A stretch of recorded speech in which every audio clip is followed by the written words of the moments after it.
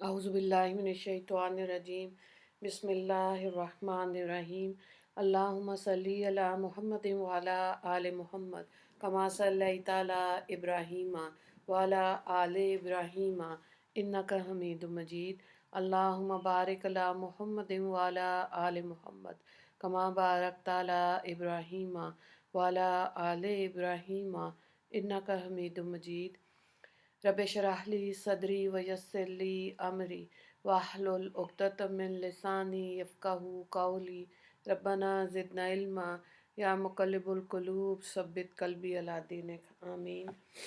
सूरह बनी इसराइल हम कर रहे हैं और सूरत का आज रुकू नंबर हम 11 करेंगे। पारा नंबर 15 है और इसमें आज हम आयत नंबर आयत नंबर 94 से देखें। वमा मनन्नासा अन युमिनु इज़ जाअहुमुल हुदा इल्ला अन क़ालू अबअसल्लाहु बशरन रसूला। और जिस वक्त इन लोगों के पास हदायत पहुँच चुकी उस वक्त इनको ईमान लाने से बजुज़ इसके और कोई बात माने नहीं हुई कि उन्होंने कहा क्या अल्लाह ताला ने बशर को रसूल बनाकर भेजा है। कुल लौ कान फिल अर्ज़ि मलाइकतुन यमशूना मुतमइनीना लनज़्ज़लना अलैहिम मिनस समाई मलकर रसूला। आप फरमा दीजिए कि अगर ज़मीन पर फरिश्ते रहते होते कि इसमें चलते बसते तो अलबत्ता हम इन पर आसमान से फरिश्ते को रसूल बनाकर भेजते। कुल कफ़ा बिल्लाहि शहीदम बैनी व बैनकुम इन्नहु काना बिइबादिही खबीरम बसीरा। आप आखिर बात कह दीजिए कि अल्लाह ताला मेरे और तुम्हारे दरमियान काफ़ी गवाह है, वो अपने बंदों को खूब जानता है, खूब देखता है। वमन यहदिल्लाहु फहुवल मुहतदी वमन युज़लिल फलन तजिद लहुम औलिया मिन दूनिही वनहशुरुहुम यौमल क़ियामति अला वजूहिहिम उम्यम व बुकमम व सुम्मा मअवाहुम जहन्नम कुल्लमा खबत ज़िदनाहुम सईरा। और अल्लाह जिसको राह पर लाए वही राह पर आता है और जिसको बेराह करते तो खुदा के सिवा आप किसी को भी ऐसों का मददगार नहीं पाएंगे।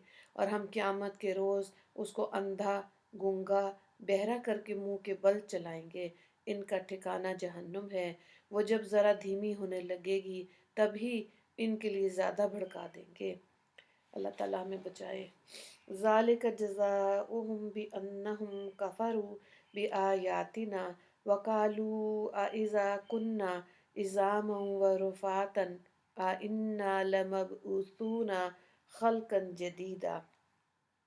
ये है इनकी सज़ा इस सबब से कि उन्होंने हमारी आयतों का इनकार किया था और यूं कहा था कि जब हम हड्डियां और बिल्कुल रेज़ा रेज़ा हो जाएंगे तो क्या हम अस्सर नौ पैदा किए जाएंगे।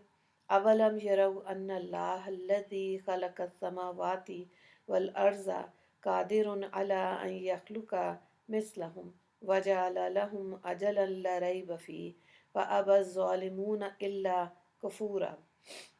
क्या उन लोगों को इतना मालूम नहीं कि जिस अल्लाह ने आसमान और ज़मीन पैदा किए वह इस बात पर कादिर है कि उन जैसे आदमी दोबारा पैदा कर दे और इनके लिए एक मियाद मुअय्यन कर रखी है, इसमें ज़रा भी शक नहीं। इस पर भी बेइंसाफ लोग बेइनकार किए रहे। तो यहाँ पर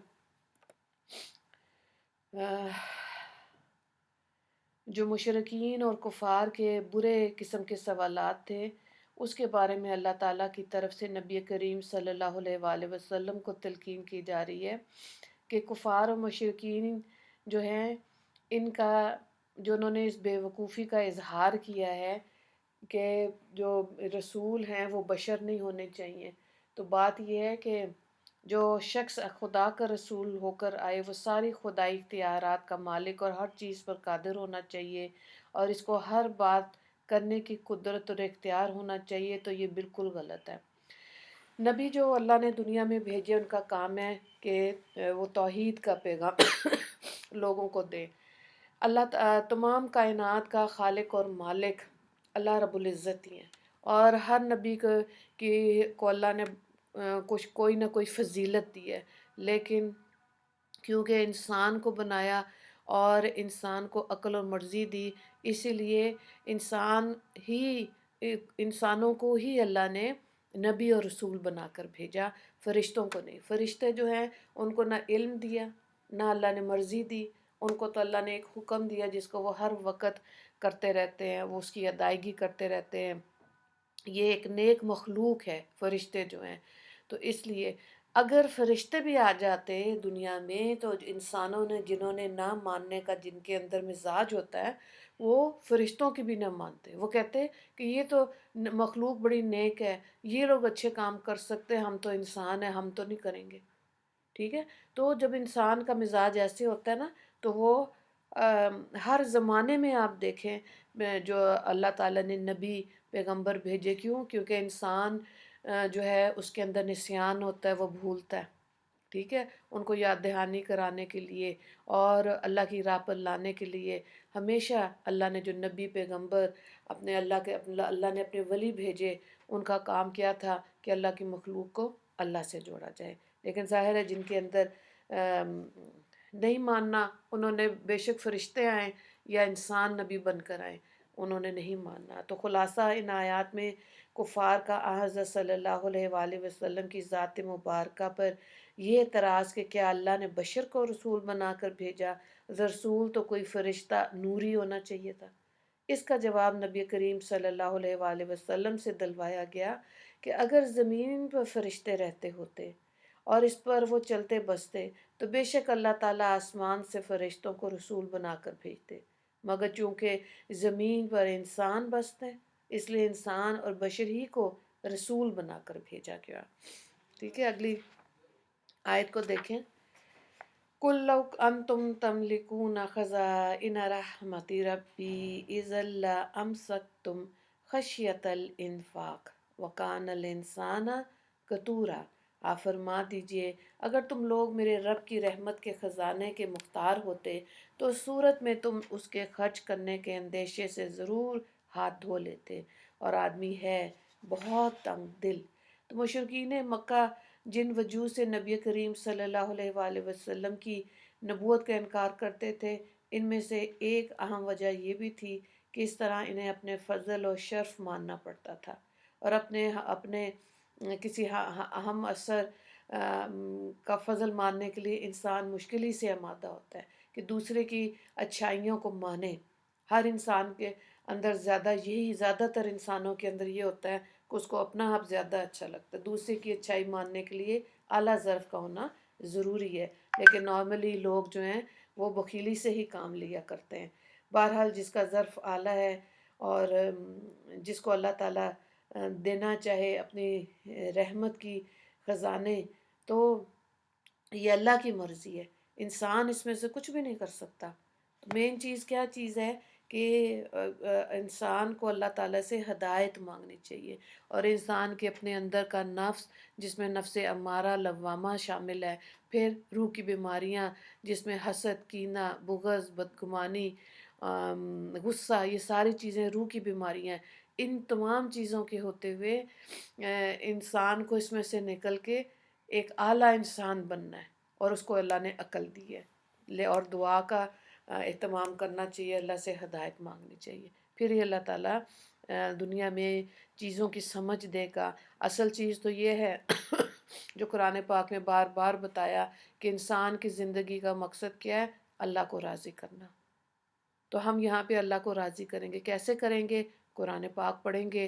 یہ قرآن جو ہے مسلمانوں کا سلیبس ہے، زندگی کیسے گزارنی ہے، کیا کھانا ہے، کن لوگوں سے ملنا ہے، کن لوگوں سے اجتناب کرنا ہے، کن حرام چیزوں سے اپنے آپ کو بچانا ہے۔ یہ ساری وہ چیزیں ہیں جس پہ قرآن پاک نے تفصیل سے معاشرت کا، اخلاقیات کا ہمیں سبق دیا۔ تو یہ بہت خوش قسمتی کی بات ہے کہ نصیحت کرنے والے آج کے دور میں بھی موجود ہیں۔ اگر پیغمبر نہ آتے، نبی نہ آتے، کوئی نصیحت نہ کرتا تو پھر تو جنگل کا قانون تھا، پھر تو جو جیسے مرضی جیے۔ نہیں، اللہ نے اپنی حدود نافذ کی ہیں، ان کے مطابق ان کو سمجھ کے ہی زندگی گزارنی ہے، اور ہم نے اللہ سے دعا مانگنی ہے کہ اللہ تعالیٰ ہمیں اچھا بننے کی توفیق عطا فرمائے۔ جو نبی اور ہم جو خاص طور سے اس امت کا کام ہے کہ دین کو سمجھ کر دوسرے لوگوں کو دائرہ اسلام میں داخل ہونے کی دعوت دی جائے۔ اس رکوع میں ایک ہی سوال ہے کہ فرشتے کو رسول کیوں نہ بنایا؟ ٹھیک ہے، یہ آیت نمبر 94۔ دعا کر لیتے ہیں۔ یا اللہ، تیرا لاکھ لاکھ شکر و احسان جس نے اپنے فضل و کرم سے ہم کو ایمان اور اسلام کی نعمت عطا فرمائی، اور قرآن جیسی کتاب اور نبی کریم صلی اللہ علیہ وآلہ وسلم جیسے نبی عطا فرمائے۔ اللہ پاک ہم کو ان انعامات کی قدر اور حقیقی شکر گزاری کی توفیق عطا فرمائے، اور ہم کو اپنے رسول پاک کا سچا متبع بنا کے زندگی گزارنے کی اللہ تعالیٰ ہمیں توفیق دے۔ اللہ سنت اور بدعت کا فرق ہمیں واضح کرے، اور سنتوں پر عمل کرنے کی فکر اور شوق اور دھیان عطا فرما دے۔ وآخر دعوانا ان الحمد للہ رب العالمین۔ اللہم اغفر للمسلمین والمسلمات والمؤمنین والمؤمنات۔ السلام علیکم ورحمۃ اللہ وبرکاتہ۔